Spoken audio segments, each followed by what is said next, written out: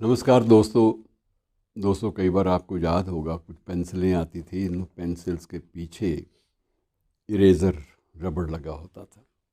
अब भी आती होंगी बाज़ार में, लेकिन काफ़ी समय तक प्रचलन उनका रहा है।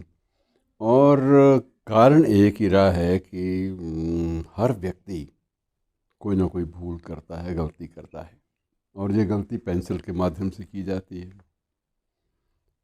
और हर व्यक्ति बुरे फैसले भी लेता है, ऐसे निर्णय ले जाता है कई बार जिन्हें मिटाना, जिनको साफ करना, जिनको सतह से बिल्कुल दूर ले जाना, ये बहुत ज़रूरी हो जाता है।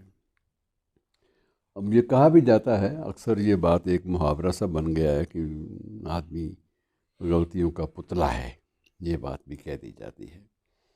और सबसे बड़ी बात ये होती है कि जो इरेज़र है उसका मकसद एक ही होता है कि जो पेंसिल ने लिखा है, जो तर्क की कसौटी पर या समय की कसौटी पर ठीक नहीं है, उसको मिटाने की शक्ति वो भी इसी पेंसिल के नीचे इरेज़र में लगी हुई है।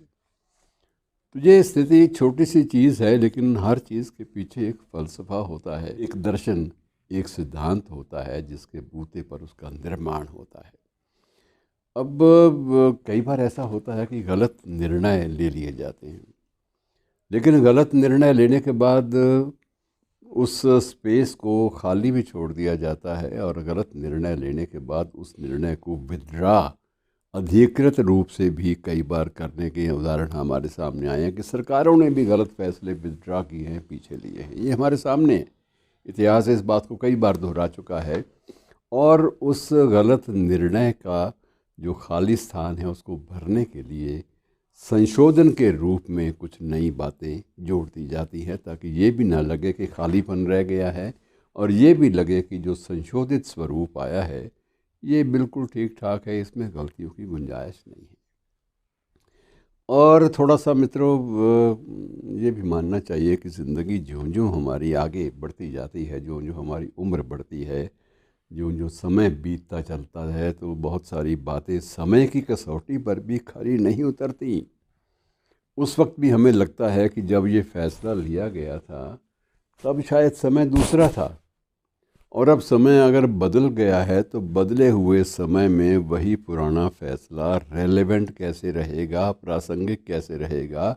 उस फैसले को अगर प्रासंगिक बनाना है तो उसमें संशोधन चाहिए, और संशोधन अगर देने हैं तो इसका मतलब ये होगा कि आपने पुराना जो निर्णय था उस पर एक प्रकार से उस पर सफ़ेदी पोतने का फ़ैसला ले लिया है, और या आपने इरेज़र के माध्यम से जो स्केच आपने पहले खींचा था उसको समाप्त करने का बीड़ा उठा लिया है, निर्णय ले लिया है। या फिर आजकल तो वाइटनर भी चले हैं कि जहाँ कहीं भूल से कुछ लिखा भी गया है तो उस पर वो वाइटनर फेर दो ताकि वो दिखाई ना दे, और वाइटनर फेरी हुई स्थान के ऊपर कुछ भी आप नए पेन से दोबारा लिख दीजिए।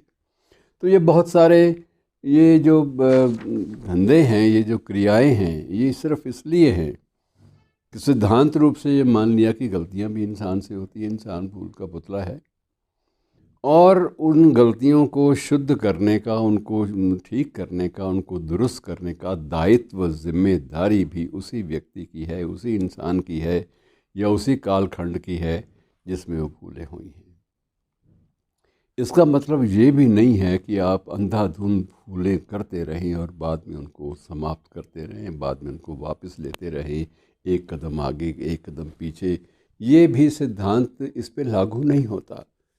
इस पे लागू सिर्फ ये होता है कि जब भी आपको लगता है कि आपके किसी फैसले से उसकी जो प्रासंगिकता है, जो रेलेवेंस है आपके निर्णय की, वो पूरी खरी नहीं उतर रही, या उसका जो प्रभाव मिलना चाहिए था निर्णय का वो नहीं मिल पा रहा, तब आप सोचते हैं कि नहीं, इसको इरेज़र ही इस पर फेरना पड़ेगा, इस पर कोई वाइटनर लगाना पड़ेगा, या इसे विथड्रा करके संशोधित स्वरूप में देना पड़ेगा।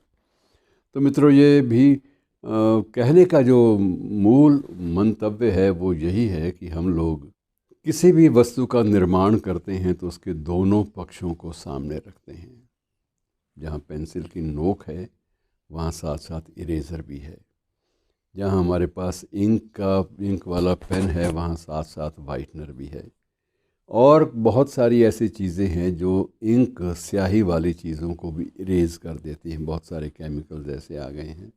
तो मित्रों, इन केमिकल्स को लेकर एक बार लोकतंत्र की दहलीज पर भी विवाद उठा था। तब ये कहा गया था कि ये जो इंक है जिसका इस्तेमाल मतगणना या मतपत्रों के ऊपर किया जाता है वो भी मिटाई जानी संभव है, क्योंकि ये जिन लोगों ने चीज़ों को गड़बड़ करना होता है वो कोई ना कोई इसका उपाय निकाल लेते हैं।